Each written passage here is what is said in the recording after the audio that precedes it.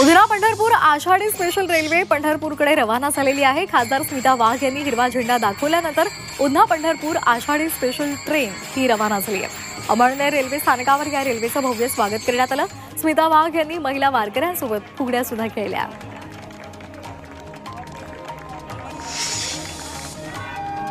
सांगलीच्या इस्लामपुरातील एका चिमुकल्यानं तुळशीच्या पानावर विठ्ठलाची प्रतिकृती साकारली आहे। 5वी मध्ये शिकणाऱ्या आरव कोळी यांना आषाढी एकादशीच्या निमित्तानं तुळशीच्या पानावर रंगांचा वापर करून विठ्ठलाचं आकर्षक चित्र रेखाटले।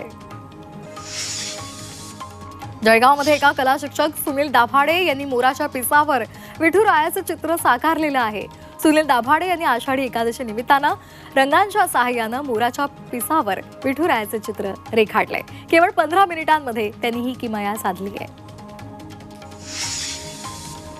नाशिकच्या येवल्यामध्ये भाजीपाल्याच्या दरात वाढ झाली आहे। बहुतांश भाज्यांनी 100 गाठली असून डाळी त्याचबरोबर चिकन, मटण, मासे यांच्या दरात सुद्धा मोठी वाढ झाली आहे। त्यामुळे सर्वसामान्य नागरिकांना याचा फटका बसतोय।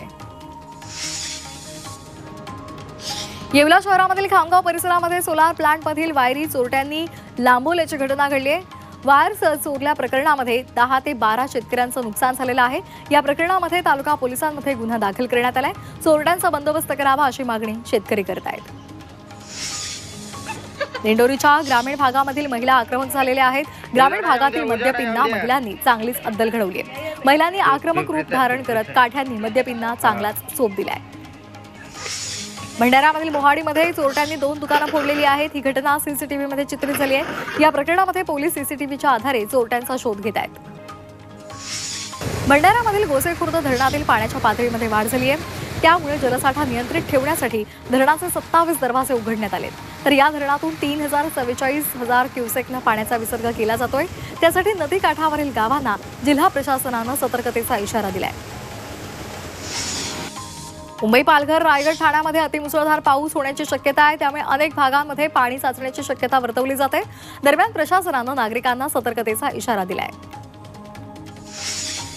पालघर शहरासह बोईसर, वाडा, विक्रमगड, मोखाडा या तालुक्यांमध्ये मुसळधार पाऊस झालाय। या पावसामुळे अनेक भागांमध्ये पूरसदृश परिस्थिती निर्माण झाली आहे। यामुळे जनजीवन विस्कळीत झालेलं आहे। मात्र आठवडा अखेर असल्यामुळे पर्यटकांमध्ये उत्साह पाहायला मिळतोय।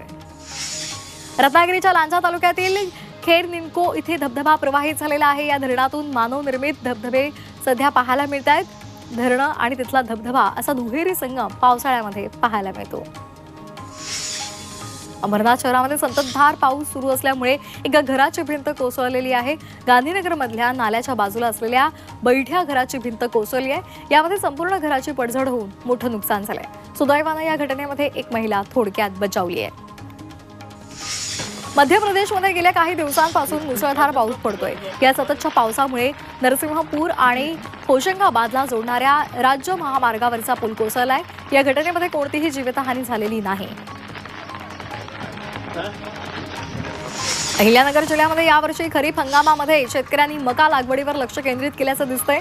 कापूस, सोयाबीन या पिकांना फाटा देत शेतकऱ्यांनी मका लागवड केली आहे। जिल्ह्यामध्ये 1,25,000 हेक्टर क्षेत्रावर मका पिकाची लागवड झाली आहे। जिल्ह्यामध्ये आतापर्यंत 64 पेरण्या पूर्ण झाल्या आहेत।